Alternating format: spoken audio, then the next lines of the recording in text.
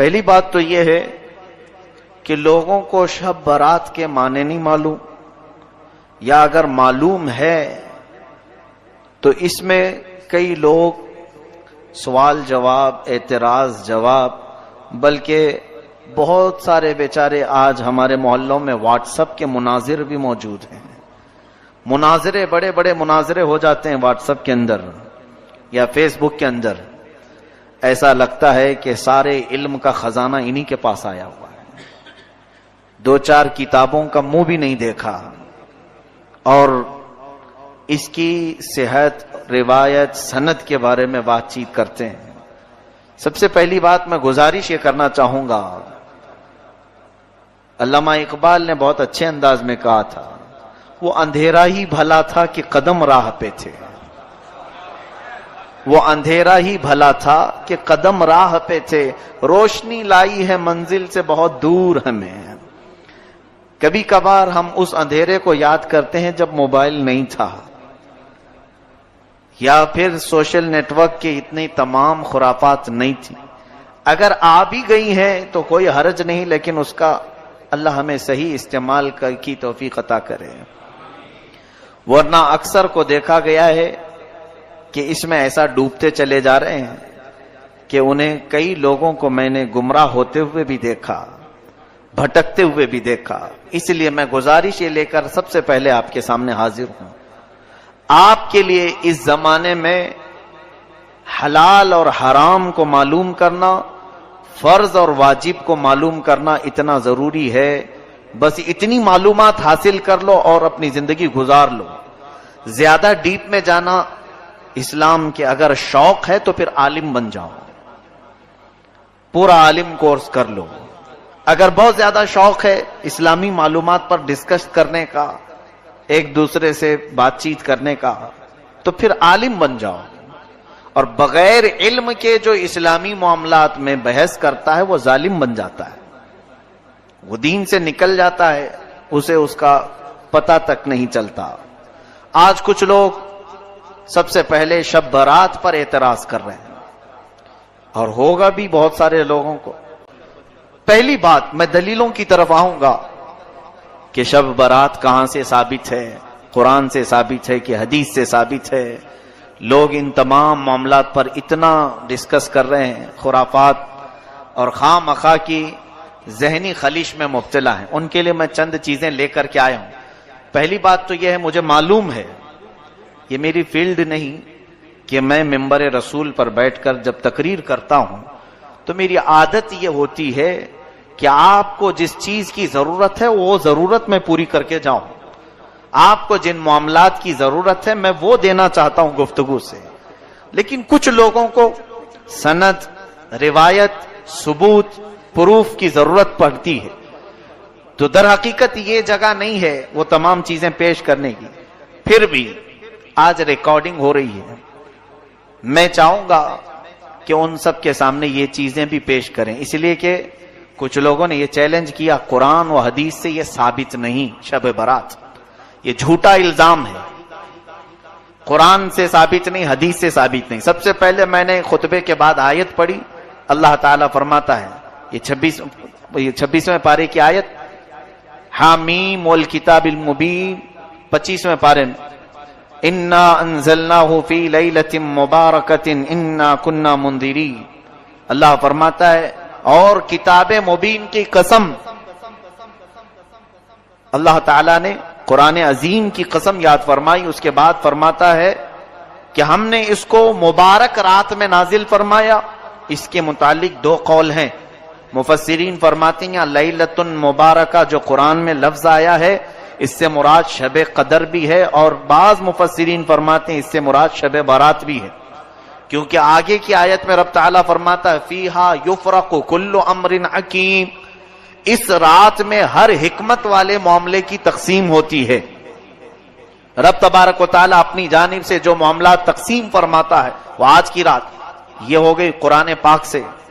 میں نے آیت تلاوت کی ہے، جسے چاہیے وہ بعد میں ریکارڈنگ سے حاصل کر لیں.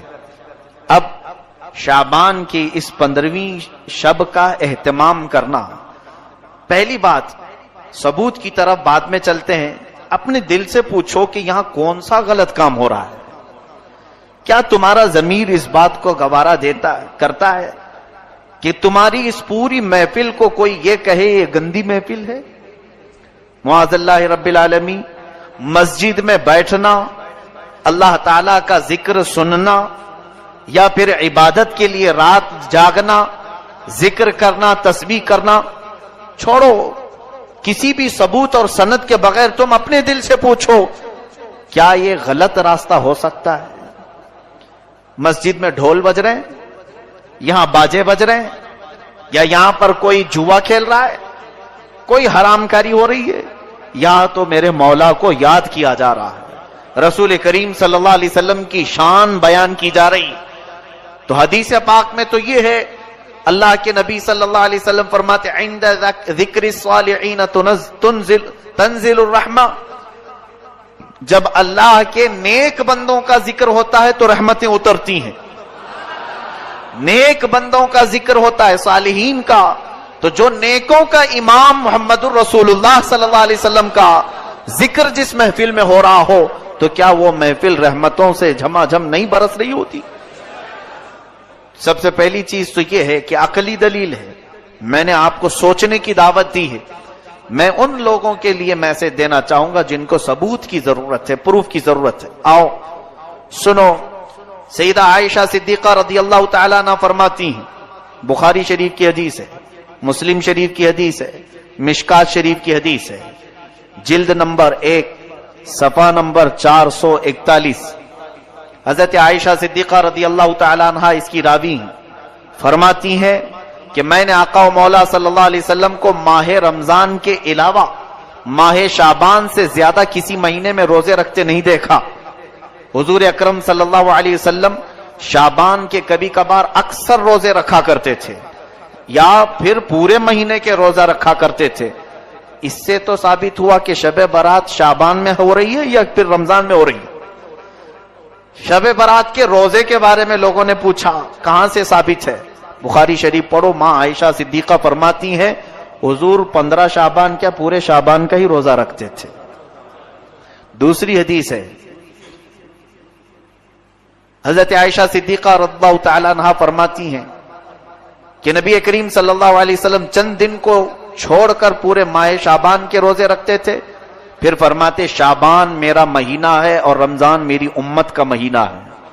تو حضور اکرم صلی اللہ علیہ وسلم روزے کا اہتمام فرماتے تھے. اور پھر یہ حضور کا ارشاد، جن لوگوں کی روحیں قبض کرنی ہوتی ہیں ان کے ناموں کی فہرست ماہ شعبان میں ملک الموت کو دی جاتی ہے. حدیث پاک یہ بھی اللہ کے حبیب صلی اللہ علیہ وسلم فرماتے ہیں، یہ بھی بخاری شریف اور مسلم شریف کی حدیث میں تلاوت کر رہا ہوں، آپ کے سامنے ترجمہ میں پڑھ رہا ہوں. اس لیے مجھے یہ بات پسند ہے کہ میرا نام اس وقت فہرست میں لکھا جائے جبکہ میں روزے کی حالت میں ہوں. نبی کونین صلی اللہ علیہ وسلم فرماتے ہیں 15ویں شب کو، یعنی جو شب آج یہاں بیٹھے ہیں آپ، سال بھر جتنے مرنے والے ہیں ان کے ناموں کی فہرست ملک الموت کو دی جاتی ہے. اگلے سال تک اتنے لوگوں کی روحیں تمہیں قبض کرنا ہے. تو حضور پاک صلی اللہ علیہ وسلم فرماتے میرا نام اگر فہرست میں لکھا جا رہا ہو تو اس حالت میں لکھا جائے کہ میں روزے کی حالت میں ہوں یا میں عبادت کی حالت میں ہوں. پھر حضور اکرم صلی اللہ علیہ وسلم فرماتے ہیں 15ویں شعبان کی رات کو مرنے والوں کے ناموں کی فہرست تیار کی جاتی ہے. حضور صلی اللہ علیہ وسلم کے ارشاد سے معلوم ہوتا ہے اگرچہ رات کے وقت روزہ نہیں ہوتا اس کے باوجود روزہ دار لکھے جانے کا ثواب تو ضرور دیا جائے گا. اب شب برات کے متعلق حضرت عطا بن یسار رضی اللہ تعالی عنہ فرماتے ہیں لیلۃ القدر کے بعد شعبان کی 15ویں شب سے افضل کوئی رات نہیں. یہ تابعی ہیں، کتاب کا نام ہے لطائف المعارف صفحہ 145. اس کے بعد حضور اکرم صلی اللہ تعالی علیہ وسلم کی طرف سے جو یہ رات جاگنے کے متعلق، عبادت کے متعلق، اب سنیے کچھ اور دلیلیں. ایک بڑی حدیث ہے، حضور پاک صلی اللہ تعالی علیہ وسلم زیارت قبور کے لیے بھی تشریف لے جایا کرتے تھے اور اس رات کو جانے کے متعلق بھی 2 حدیثیں میں آپ کے سامنے تلاوت کرتا ہوں. علامہ ابن الحاج مالکی رحمۃ اللہ علیہ شب برات کے متعلق لکھتے ہیں، کوئی شک نہیں کہ یہ رات بڑی بابرکت ہے۔ یہ ابن الحاج مالکی رحمۃ اللہ علیہ اس زمانے کے نہیں، کافی زمانے پہلے کے، اور مالکی مذہب کے سب سے بڑے امام ہیں علامہ ابن الحاج۔ فرماتے ہمارے بزرگوں کا یہ طریقہ رہا ہے کہ اس رات کی بہت تعظیم کرتے تھے، اس کے آنے سے قبل اس کے لیے تیاری ایسی کرتے کہ جب وہ رات آ جاتی تو خوش اور جذبے سے اس کا استقبال کرتے اور پوری رات عبادت میں گزارا کرتے۔ المدخل کتاب کا نام ہے، جلد نمبر 1 صفحہ نمبر 392، یہ بھی موجود۔ علامہ ابن الحاج مالکی رحمۃ اللہ علیہ فرماتے ہیں ہمارے بزرگوں کا طریقہ رہا ہے۔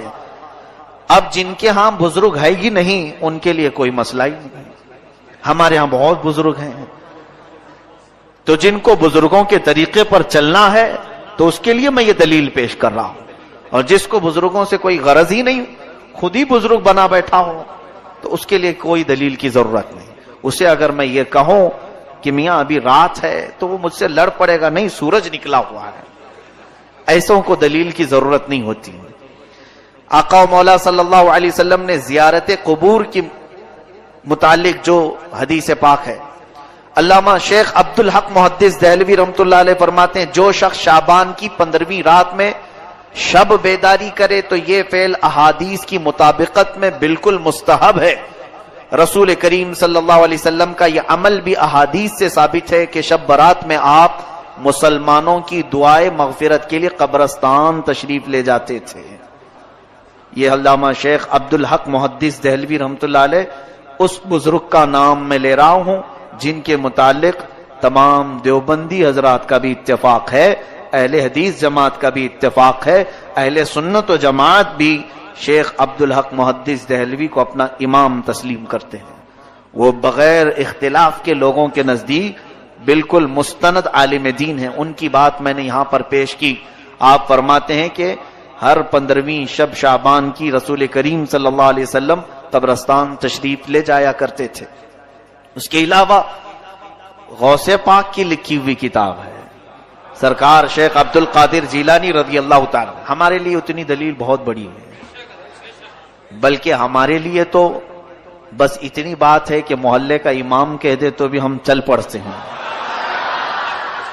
لیکن بہرحال لوگوں کو قائل کرنے کے لیے بڑے بزرگوں کی بات پیش کرنی ہوتی ہے۔ سنیں غنیت الطالبین صفحہ نمبر 250، حضرت حسن بصری رضی اللہ تعالیٰ عنہ کا ایک واقعہ نقل کرتے ہوئے فرماتے ہیں جب آپ شب برات میں گھر سے باہر تشریف لائے تو آپ کا چہرہ یوں دکھائی دیتا تھا جس طرح کسی کو قبر میں دفن کرنے کے بعد باہر نکالا گیا ہو۔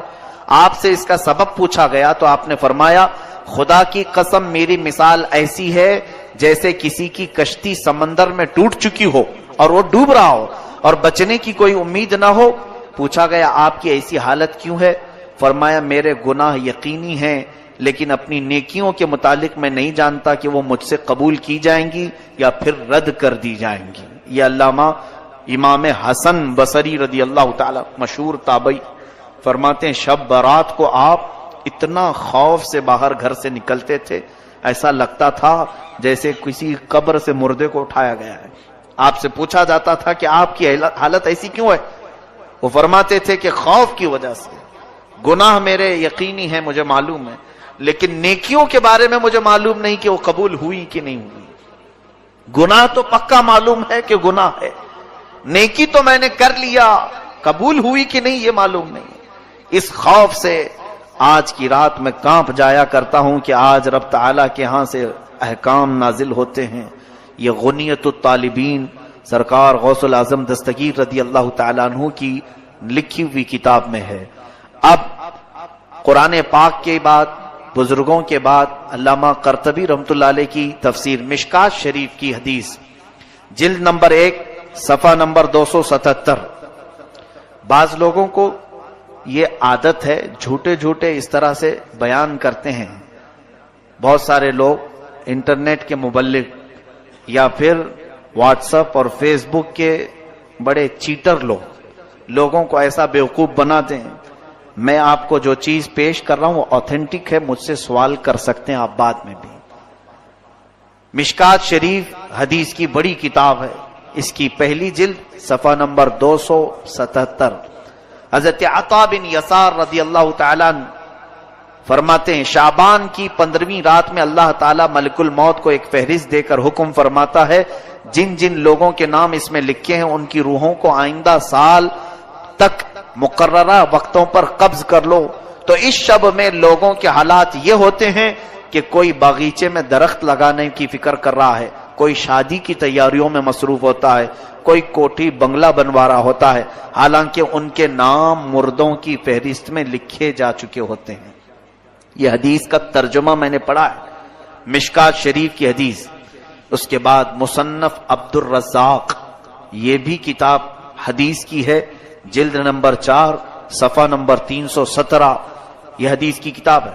فرماتے ہیں حضرت، اس کے بعد اور ایک کتاب الجامع لاحکام القرآن شعب الایمان للبیہقی، امام بیہقی رحمۃ اللہ تعالی علیہ کی کتاب، حدیث کی بہت مشہور و معروف کتاب، تقریباً 12 جلدوں پر ایک کتاب ہے، شاید یہاں بہت سارے لوگ دیکھے بھی نہیں ہوں گے اس کتاب کو، بڑی کتاب ہے امام بیہقی کی شعب الایمان۔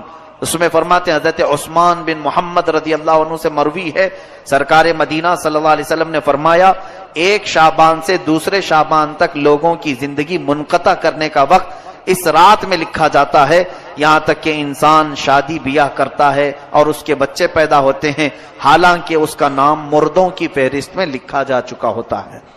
شعبان کے متعلق اتنی حدیثیں ہیں کہ بیان کروں تو ابھی صبح ہو جائے۔ ابھی سنیں اور تھوڑی بات، یہ مغفرت کی رات ہے، شب برات کی خصوصیت کے متعلق حضرت عائشہ صدیقہ رضی اللہ تعالی عنہ سے ایک روایت ہے، فرماتی ہیں 15ویں شب شعبان کی میں رات کو بیدار ہوئی تو دیکھا حضور صلی اللہ علیہ وسلم نہیں تھے میرے حجرے میں، میں ڈھونڈتی ہوئی باہر نکل آئی تو دیکھا کہ حضور پاک صلی اللہ علیہ وسلم جنت البقیع میں ہے، قبرستان، تو جنت البقیع قبرستان سے باہر نکل رہے تھے، تو حضرت عائشہ ڈھونڈتی ہوئی وہاں تک پہنچی، رسول کریم صلی اللہ تعالی علیہ وسلم سے آپ نے پوچھا کہ آقا و مولا اس وقت آپ کا یہاں آنا؟ حضور کرم صلی اللہ علیہ وسلم نے حضرت عائشہ سے کہا تم اتنی گھبراتی کیوں ہو؟ کیا تمہیں اس بات کا ڈر ہے کہ اللہ اور اس کے رسول تمہارے ساتھ کوئی خلاف فیصلہ کریں گے؟ تو حضرت عائشہ صدیقہ فرماتی نہیں، میں یہ دیکھنے آئی تھی کہ کہیں آپ دوسری اہلیہ محترمہ کے پاس آرام فرما ہوں گے۔ حضور اکرم صلی اللہ علیہ وسلم فرماتے ہیں، سنیے جو حدیث کا اصل بیان کرنا ہے مجھے، فرماتے ہیں بے شک اللہ تعالی شعبان کی 15ویں شب، یہ الفاظ پر توجہ دیں، یہ حدیث پورے بیان کا خلاصہ ہے، لب لباب مغز یہی ہے۔ حضور اکرم صلی اللہ علیہ وسلم فرماتے ہیں بے شک اللہ تعالی شعبان کی 15ویں شب آسمان دنیا پر نزول فرماتا ہے۔ کئی آسمان ہیں، 7 آسمان ہیں، دنیا کا جو آسمان ہے وہ پہلا آسمان ہے، حدیث پاک میں آسمان دنیا یعنی دنیا کا یہ جو پہلا آسمان ہے اس پر نزول فرماتا ہے، اور قبیلہ بنو کلب کی بکریوں کے بالوں سے زیادہ لوگوں کی مغفرت فرماتا ہے۔ یہ کیا ہے قبیلہ بنو کلب؟ عرب میں ایک خاندان رہا کرتا تھا جس قبیلے کا نام، خاندان کا نام بنو کلب، وہ بکریاں پالتے تھے اور ان کی بکریوں کے بڑے بال ہوتے تھے، یعنی گھنے بال ہوتے تھے۔ حدیث پاک میں ان بکریوں والوں کا ذکر ہے کہ ان بکریوں کے جسموں پر جتنے بال ہوتے ہیں اتنی تعداد میں آج کی رات اللہ تعالیٰ لوگوں کو جہنم سے آزاد فرماتا ہے۔ اب یہ حدیث کہاں کہاں ہے یہ سن کر کے ان تک پہنچا دیں تو خالص بات ختم ہو جائے گی۔ ترمذی شریف سیاہ ستہ کی حدیث ہے، سیاہ ستہ جو مشہور کتابیں ہیں 6 جس کو سارے لوگ تسلیم کرتے ہیں، بخاری شریف، مسلم شریف، ترمذی شریف، نسائی شریف، ابن ماجہ شریف، ابو داؤد شریف، یہ 6 کتابیں حدیث کی مشہور و معروف ہیں۔ اس میں سے کتاب سے میں حوالہ، ثبوت، پروف آپ کے سامنے پیش کر رہا ہوں۔ ترمذی شریف جلد نمبر 1 صفحہ نمبر 156، دوسری بھی سیاہ ستہ سے ہی پیش کر رہا ہوں، یہی حدیث سیم ٹو سیم حدیث حضرت عائشہ کی، ابن ماجہ صفحہ نمبر 100، تیسری کتاب سیم ٹو سیم یہی حدیث مسند امام احمد بن حنبل رضی اللہ عنہ، جن کو غیر مقلد اور اہل حدیث بہت مانتے ہیں، اہل حدیث حضرات بھی بہت مانتے ہیں، مسند امام احمد بن حنبل سے پیش کر رہا ہوں۔ وہ تقریباً 20 یا 25 جلدوں کی کتاب ہے۔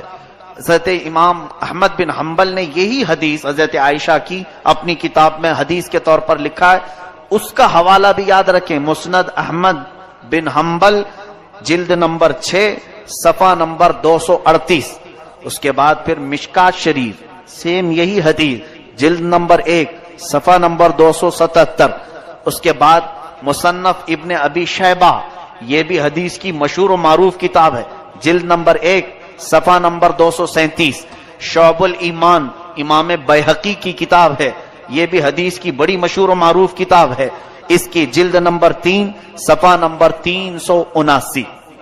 یہ میں نے تقریباً 6 کتابوں کی دلیل آپ کے سامنے پیش کی، ایک ہی حدیث اتنی کتابوں میں ہے۔ محدثین فرماتے ہیں، اتنے بڑے بڑے محدثین نے یہ حدیث لکھا ہے کہ یہ حدیث صحت کے درجے کو پہنچی ہوئی ہے، اس کا انکار کرنا گمراہی اور منکر ہونا، گمراہ ہونا اسلام سے باہر ہونے کے برابر ہو جاتا ہے۔ بات سمجھ میں آئی؟ میں سمجھتا ہوں اتنی دلیل بہت ہے، اتنا ہضم ہو جائے تو آگے کا پھر بیان کروں گا، ورنہ الٹی ہو جائے گی۔ حضرت ابو بکر صدیق رضی اللہ عنہ سے روایت ہے کہ رسول کریم صلی اللہ علیہ وسلم شعبان کی 15ویں شب میں، حضور نے فرمایا شعبان کی 15ویں شب میں اللہ تعالیٰ آسمان دنیا پر نزول فرماتا ہے اور صبح تک یہ ندا بھی دیتا ہے کوئی بخشش طلب کرنے والا میں اس کی بخشش کروں۔ یہ حضرت ابو بکر صدیق رضی اللہ عنہ نے فرمایا، ان سے معتبر کوئی اور ہماری امت میں شخص ہے؟ اب پھر اور کس کی دلیل چاہیے؟ میں نے غوث پاک کی کتاب پیش کر دی، امام بیہقی کی، امام ترمذی کی، امام ابن الحاج مالکی کی اور مشکات کی، کئی کتابوں کے بعد اب سیدھے میں حضرت ابو بکر صدیق کی بات پیش کر رہا ہوں۔ اور فرماتے ہیں اللہ تعالیٰ آج کی رات ساری مخلوق کی بخشش فرمائے گا سوائے مشرک کے اور کینہ رکھنے والے کے۔ مشرک، کافر و مشرک جو ہے اس کی آج بخشش نہیں ہے، اور جو دل میں کینہ رکھا ہے دوسرے مسلمانوں سے، بات چیت بند ہے، اس کی بھی آج مغفرت نہیں ہے۔ اسی لیے معافی طلب کرنے کا ایک رواج ہمارا پہلے سے چلا ہوا ہے۔ حضرت ابو ہریرہ، حضرت معاذ بن جبل، حضرت ابو ثعلبہ، حضرت عوف بن مالک رضی اللہ تعالیٰ عنہ، یہ سارے صحابہ اکرام سے یہ حدیث مروی ہے۔ اب میں یہ دلیلوں پر ہی لگ جاؤں گا تو آپ بھی اکتا جائیں گے، آپ یہ کہیں گے مولانا ہمیں بس ہے، کافی ہے، شب برات ہے آج، ہم کو معلوم ہے مسجد میں روشنی ہے، آج مغرب میں چہل پہل ہے، یہی ہمارے لیے بس کافی ہے۔ بھولے بھالے سنیوں کے لیے بڑی دلیلوں کی ضرورت نہیں، لیکن ان کو بہکانے کے لیے کچھ لوگ قرآن بھی لاتے ہیں اور حدیث بھی لاتے ہیں۔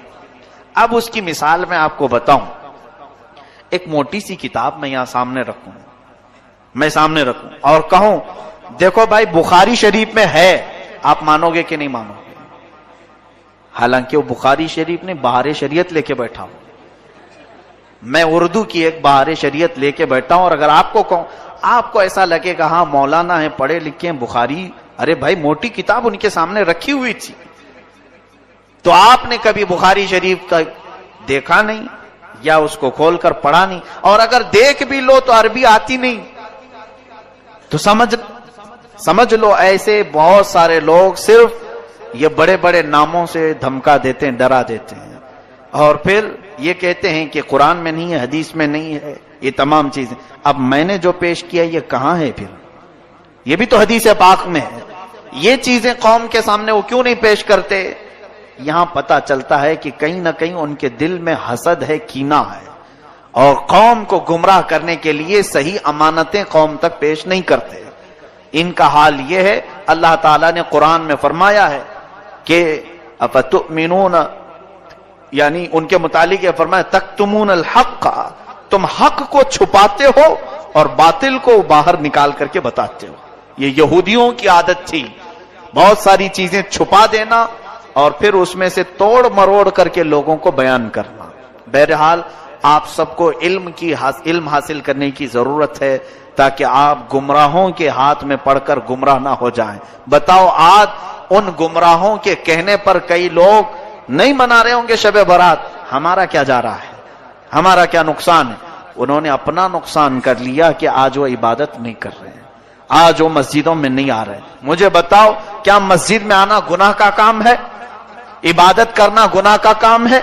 کیا یہاں پر چلو کچھ بھی نہیں کیا، مسجد میں بیٹھا بیان سنا، یہ تو بیان ان کے ہاں بھی ہوتے ہیں، کیا نہیں ہوتے؟ بہت سارے بیان ہوتے ہیں، تو بیان کی فضیلت بھی انہی سے جا کر کے سنو، ان کے ہاں کتنی فضیلت ہے، ایک بیان میں بیٹھنے کا کتنا ثواب ہے۔ تو صرف اگر بیان میں بیٹھنے کا ثواب بھی معلوم کر لیتے تو آ جاتے، خواہ مخواہ مخالفت کرنا اچھی بات نہیں۔ بہرحال میں اب تھوڑی سی چیزیں آپ کے لیے شب برات کے متعلق عرض کروں۔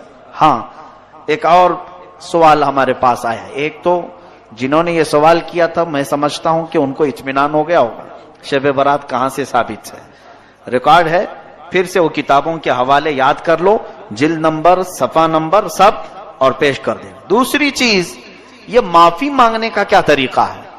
واٹس ایپ بھرا ہوا ہے معافی نامے سے، قطار لگی ہوئی ہے 3 دنوں سے، میرے اگلی پچھلی تمام چیزیں معاف کرو معاف کرو معاف کرو۔ اچھا کام ہے، یعنی معافی طلب کرنے کا یہ طریقہ اختیار کیا گیا، جس کو دیکھو اور بیچارہ لکھتا بھی نہیں، کاپی پیسٹ ادھر سے اٹھائے ادھر کر دے، لکھنے کی بھی کسی کے اندر اتنی ہمت بھی نہیں ہے۔ ذرا آپ اس کے متعلق سوچو، صحیح ہے ہمارے بزرگوں کا یہ طریقہ رہا، حدیث پاک ابھی میں نے سنایا، جس کے دل میں کینہ ہو آج اس کی مغفرت نہیں ہوگی۔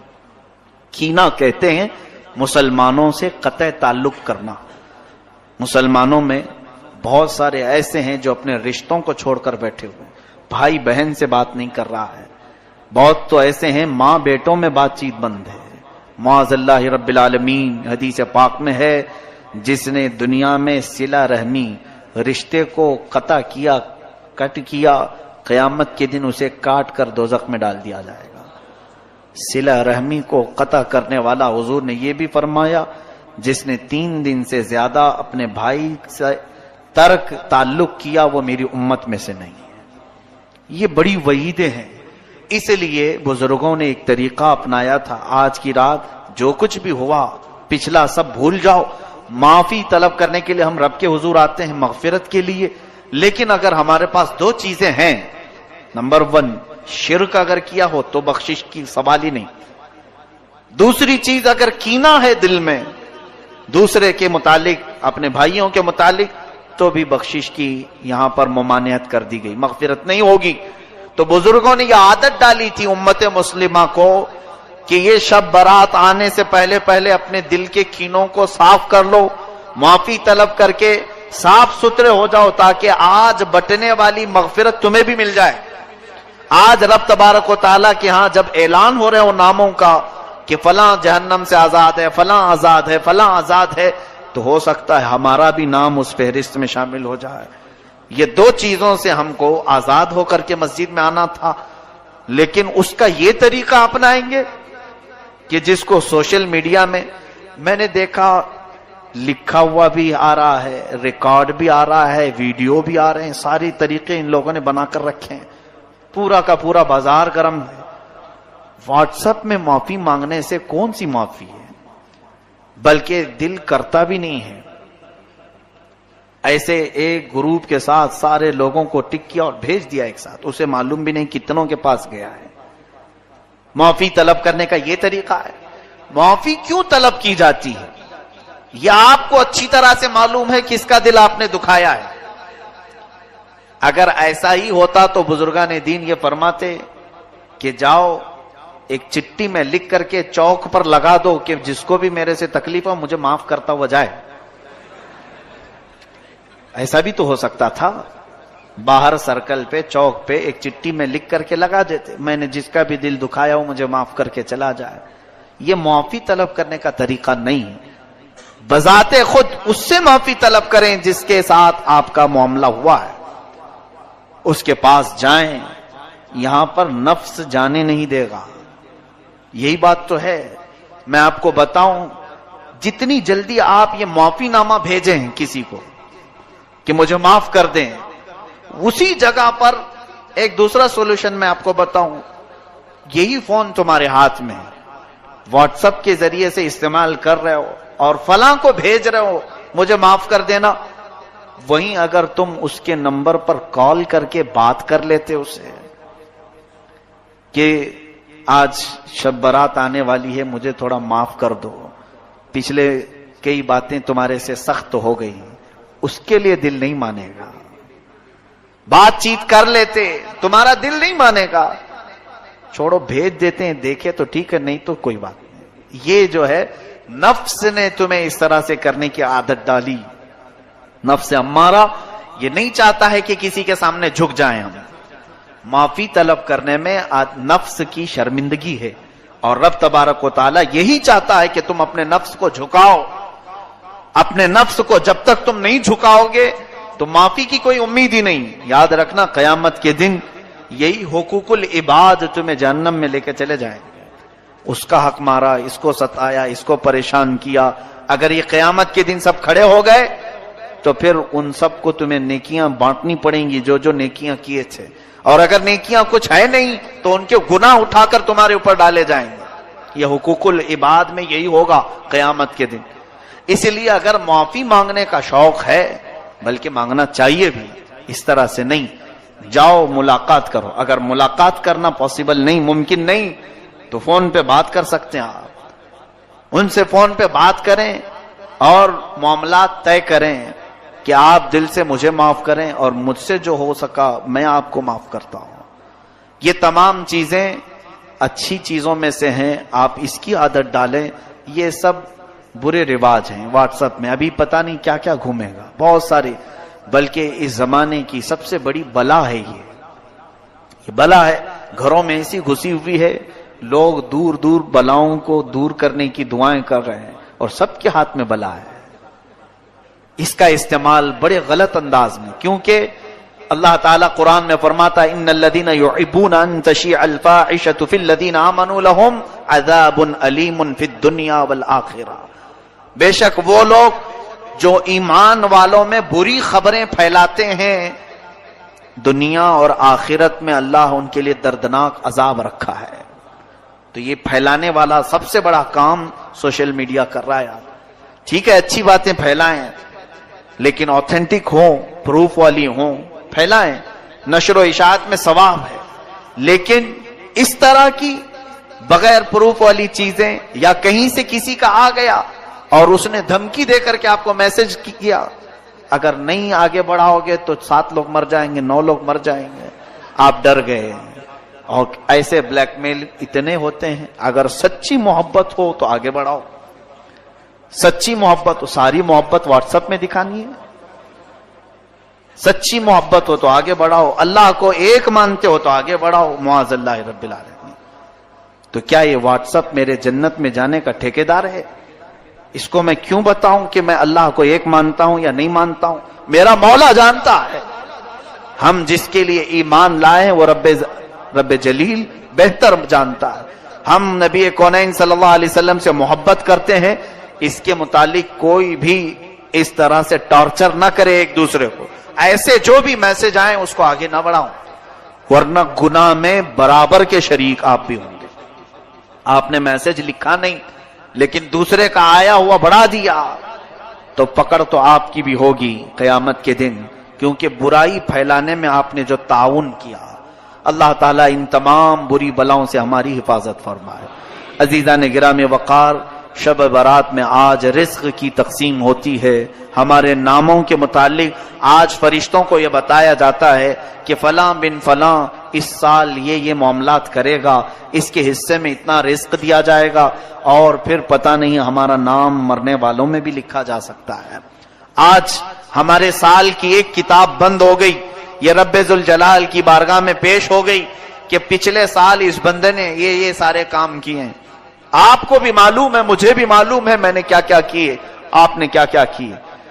اب آج کی رات صرف یہ احساس بھی ہو کہ بارگاہ الہی میں میری کتاب پیش ہوئی ہے پچھلے سال کی، میں نے کیا کیا کیا تھا سب فرشتوں نے بتا دیا. ویسے رب کو بتانے کی ضرورت بھی نہیں، مگر مولا فرشتوں کو گواہ بناتا ہے. تم بھی بتاؤ کہ فلاں فلاں بندے نے کیا کیا کیا ہے. پچھلے سال کا سب انہوں نے پیش کر دیا. اب رب تبارک و تعالیٰ کا حکم نازل ہو رہا ہوگا کہ یہ بندہ جس نے پچھلے سال یہ تمام کام کیے، اب اگلے سال اس کے یہ معاملات، اس کے لیے اتنا رزق لکھو، اس کے لیے اتنی برکت لکھو، اور اس کو ذلیلوں میں لکھو، اس کو عزت والوں میں لکھو، اور اس کو زندہ رہنے والوں میں لکھو، اس کو بیمار لکھو، اور اس کے بعد اس کو مرنے والوں میں لکھو. یہ تمام معاملات آج رب ذوالجلال فرشتوں کو بتا رہا ہوگا. قدیر و جبار خدا کے فیصلے نازل ہوتے ہیں اور فرشتے لے کر کل سے پھر ایکٹیو ہیں، وہ اپنی ڈیوٹی پر مامور ہیں. ہمیں یہ معلوم نہیں کہ ہمارا نام کن چیزوں میں لکھا گیا ہے. آج کی شب ہمیں برکت والوں میں نام ہمارا آیا ہے، بیماروں میں آیا ہے، یا پھر صحت مندوں میں آیا ہے، نیکیوں میں رہنے والوں میں ہمارا نام شامل کیا گیا ہے یا نہیں. ہم میں سے کسی کو اس بات کا علم نہیں. اور جب معلوم نہ ہو کر کے ہمارے اندر اکڑ اتنی ہے، ہم غرور اور تکبر کے ساتھ زمین پر ایسے چلتے ہیں جیسے لگتا ہے کہ جنت ہمارے لیے واجب ہوگی. جنت تو ہماری ہے. میرے عزیزو، خوف کرو بارگاہ رب العزت کے فیصلوں سے. قرآن عظیم میں رب تعالیٰ فرماتا ہے ان بطش ربک لشدید، بے شک تمہارے رب کی پکڑ بہت سخت ہے. اور اس کی پکڑ جب سخت ہوتی ہے تو سب سے بڑی پکڑ تو یہ ہے کہ وہ ایمان چھین لیتا ہے. جس سے وہ ایمان ختم کر دے اس کے لیے سب سے بڑا عذاب ہے اللہ کا. ایمان کی دولت کسی سے چلی گئی تو خدا کا سب سے بڑا عذاب اس پر آیا ہے. رب تبارک و تعالیٰ اسے ہمیشہ کے لیے دوزخ لکھ دیتا ہے. حدیث پاک میں ہے شب برات ہو کہ شب قدر ہو یا پھر مرنے سے پہلے بھی ہو، مشرک اگر ہوا، کافر اگر ہوا، ایمان نکل گیا تو اس کی بخشش تو ہو ہی نہیں سکے گی، بلکہ قیامت کے دن ان کے متعلق فرمایا گیا. سنو، جن کی کفر پر موت ہوئی، جو کافر مرے دنیا میں، قیامت کے دن حساب کتاب کے بعد دوزخ میں ڈالے جائیں گے. دوزخ میں ڈالنے کے بعد دوزخ کی ہولناکیاں جب انہیں نیچے طبقے میں لے جائیں گی، ہر طرح کے عذابات کا سامنا ہوگا. اتنے سخت عذاب. اللہ اکبر. دوزخ کا سب سے ہلکا عذاب کیا ہے؟ حدیث پاک میں حضور پاک صلی اللہ علیہ وسلم ارشاد فرماتے ہیں آگ کی جوتیاں پہنائی جائیں گی، انگار کے جوتے پہنائے جائیں گے، جس کی وجہ سے اس کا بھیجا پک کر کے ابل رہا ہوگا. یہ دوزخ کا ہلکا عذاب ہے. منیمم کسی کو اگر دیا جائے تو یہ ہلکا ہے. پھر جس کے لیے اللہ نے فرمایا عذاب علیم، عذاب عظیم، دردناک عذاب، بڑا عذاب، وہ مولا ہی جانتا ہے کہ کیسے کیسے عذاب دوزخ میں. سنو، جس کی کفر پر موت ہوئی دوزخ میں ڈالے جائیں گے. جو دوزخ کا دربان ہے، فرشتہ حضرت مالک رضی اللہ تعالی، حضرت مالک یہ فرشتے ہیں علیہ السلام، وہ دربانے دوزخیں دروازے پر ہوں گے، یا جتنے دوزخی ہیں چیختے رہیں گے، چیخ لگاتے ہیں، اتنا پکارتے ہیں کہ ہماری طرف توجہ کرو، ہماری طرف توجہ کرو. تو پھر ان کی پکار اتنی بلند ہوتی ہے کہ پورے دوزخ میں آوازیں دہلتی رہتی ہیں. اس کے بعد مالک دوزخ یعنی دربان دوزخ حضرت مالک ایک بار بھی ان کی طرف نہیں دیکھتے. حدیث پاک میں 1000 سال گزر جائیں گے. 1000 سال کے بعد دربان دوزخ ان کی طرف دیکھتے ہیں. کیا بات ہے، کیوں چلا رہے ہو تم لوگ؟ 1000 سال کے بعد تب اہل دوزخ کہتے ہیں اے مالک، اے دربان دوزخ، ہم رب ذوالجلال سے بات کرنا چاہتے ہیں، ہمارے معاملے میں کچھ سفارش کرو. رب تبارک و تعالیٰ سے ہم کچھ کلام کرنا چاہیں گے کہ وہ ہمیں یہاں سے نکالے. حضرت مالک کہتے ہیں ٹھیک ہے، تمہاری بات میں مولا تک پہنچا دوں گا، رب تعالیٰ تک پہنچا دوں گا. تو اس کے بعد حدیث پاک میں پھر 1000 سال گزر جاتے ہیں. حضرت مالک کی طرف سے کوئی جواب نہیں آیا. دوزخیوں کی طرف دوبارہ وہ توجہ کرتے ہیں، کیا بات ہے؟ تو دوزخیوں نے کہا کہ مالک ہم رب سے بات کرنا چاہتے ہیں۔ حضرت مالک کہتے ہیں میری اب تک رسائی نہیں ہوئی، میں تمہارا عریضہ پیش کروں گا رب تعالیٰ کے، یہاں تک کہ 30,000 سال گزر جاتا ہے، یہ دوزخ میں جلتے رہیں گے، اسی طرح عذاب میں مبتلا رہیں گے۔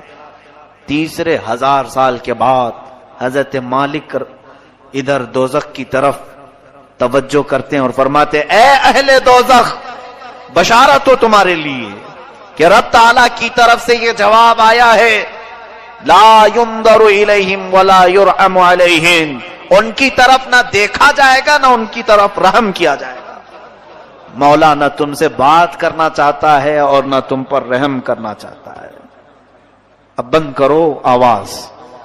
فرمایا گیا حدیث پاک میں مایوس ان کے چہرے لٹک جائیں گے، اہل دوزخ واپس پھر اپنے عذاب کی طرف آئیں گے، اس لیے کہ اب کوئی امید بھی باقی نہیں رہی۔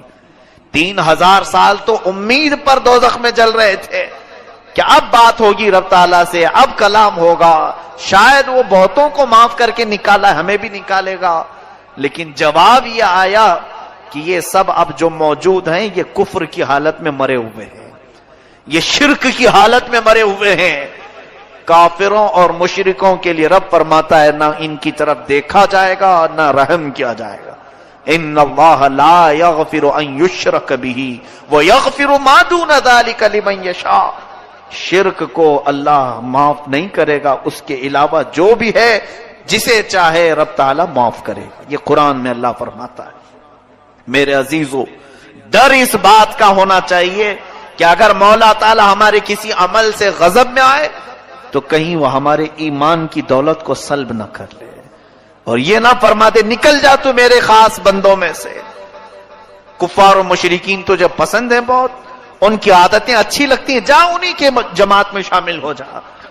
آج آپ سب سوچو ذرا، بہت سارے نوجوان یہی چاہتے ہیں آ کر کے صرف یہ کہیں کہ مولانا سارے لوگ تو جی رہے ہیں اچھے سے، وہ اگر ناچ رہے ہیں ڈانس کر رہے ہیں آپ ہمیں کیوں روک رہے ہیں؟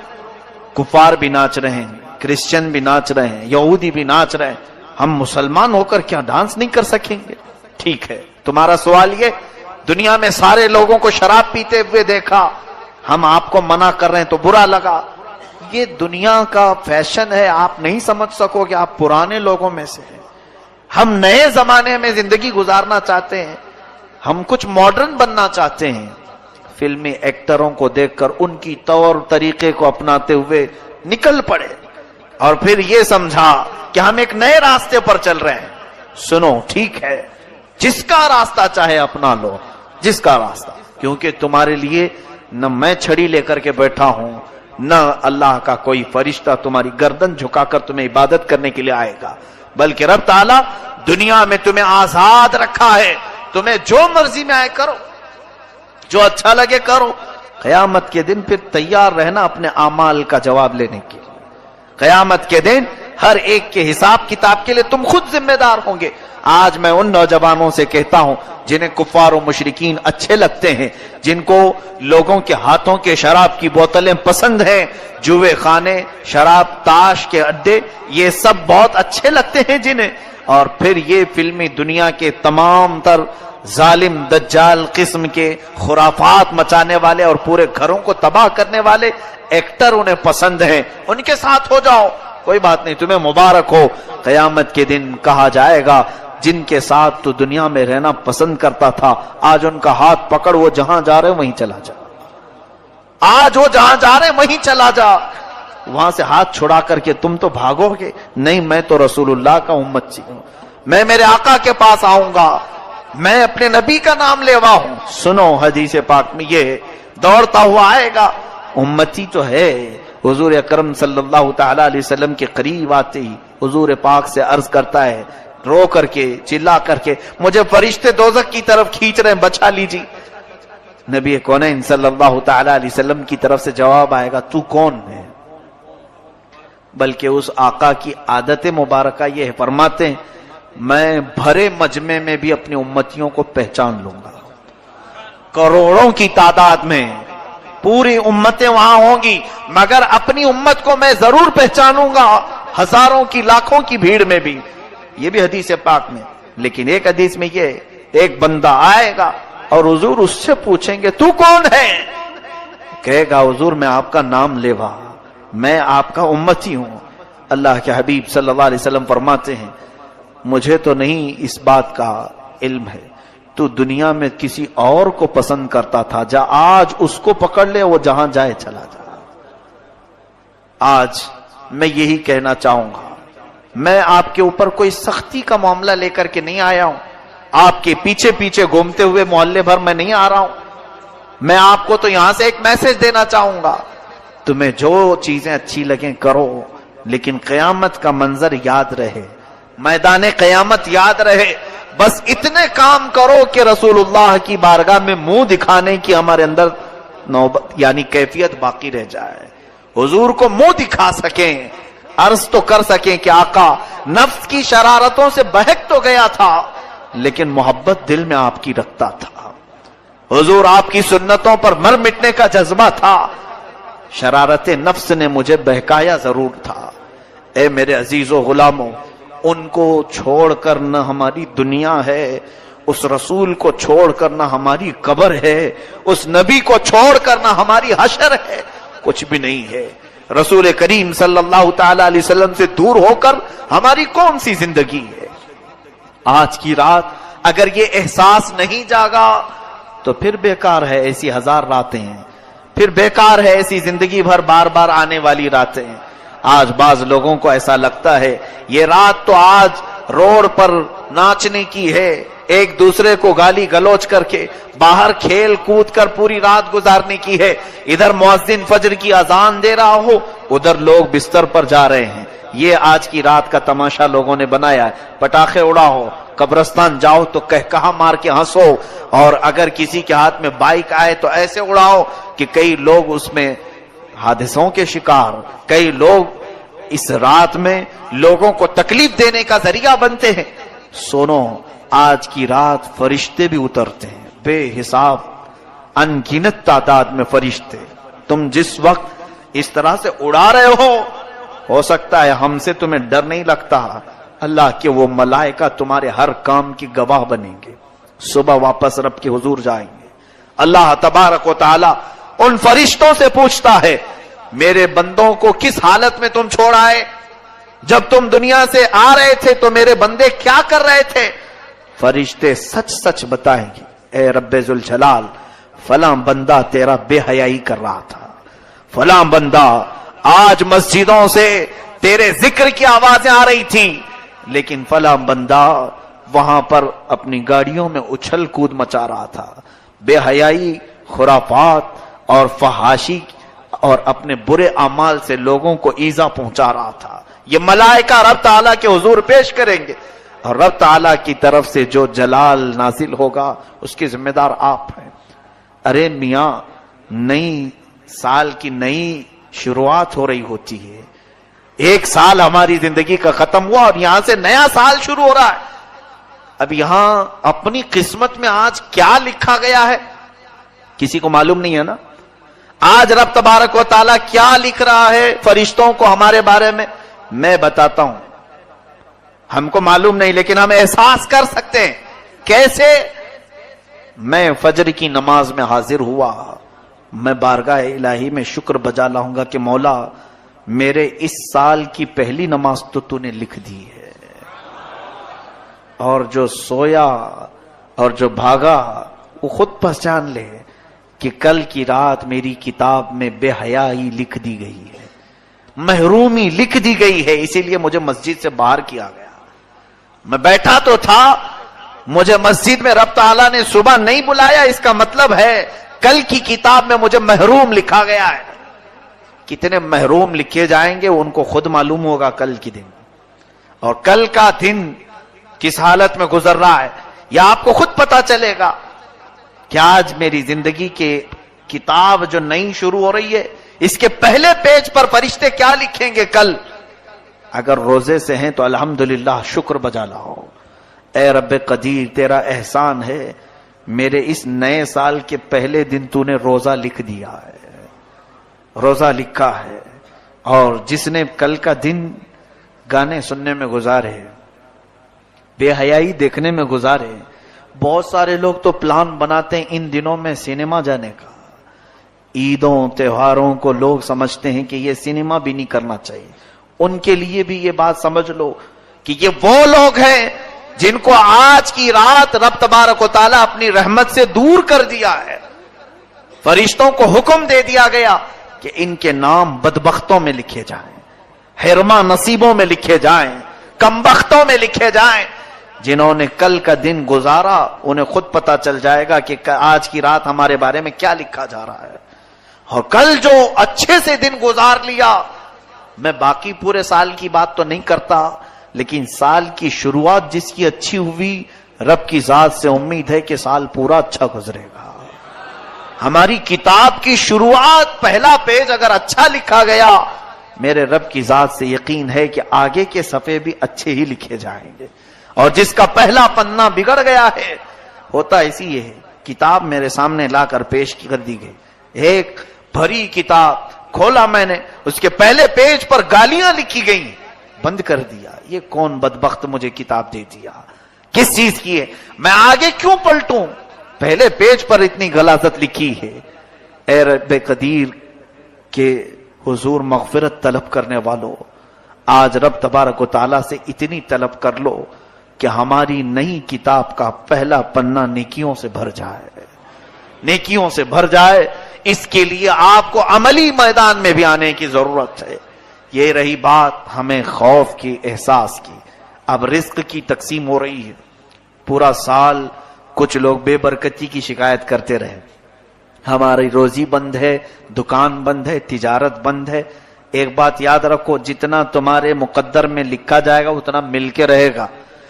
چاہے تم 1000 لوگوں کو بولو یا 1 کو بولو یا 70 کو بولو، جتنا ملنا ہے وہ آج بٹ گیا. تو کیوں دوسروں کو بول کر مطلب ہے؟ آپ کو ایسا لگتا ہے 4 لوگوں کو بولوں گا تو میرا رزق بڑھ جائے گا؟ آج جو دکان بند پڑی ہے یا کم دھندا ہو رہا ہے، میں اور 5-6 لوگوں کو بولوں تو کچھ اور بڑھ جائے گی. تمہارے حصے میں جو لکھا گیا آج کی رات، وہ اگلے سال تک تمہیں مل کر رہے گا. لو لگاؤ اور اس رب ذوالجلال کی طرف، ملے تو اس کا شکر ہے، نہ ملے تو اس کے دربار میں دعا ہے. لوگوں سے ہمیں کچھ بھی نہیں ہوگا. ما یفتح اللہ للناس من رحمت فلا ممسک لہ وما یمسک فلا مرسل لہ من بعد. اللہ فرماتا ہے اللہ نے جن انسانوں کے لیے اپنی رحمت کے دروازے کھول دیے اسے کوئی بند نہیں کر سکتا. وما یمسک فلا مرسل لہ. اللہ فرماتا ہے اور جس کے لیے رب نے بند کر دیا کوئی نہیں کھولے گا.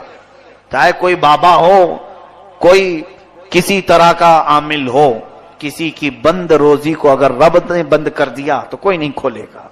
یہ یقین رکھ کر کے چلو. ہمارے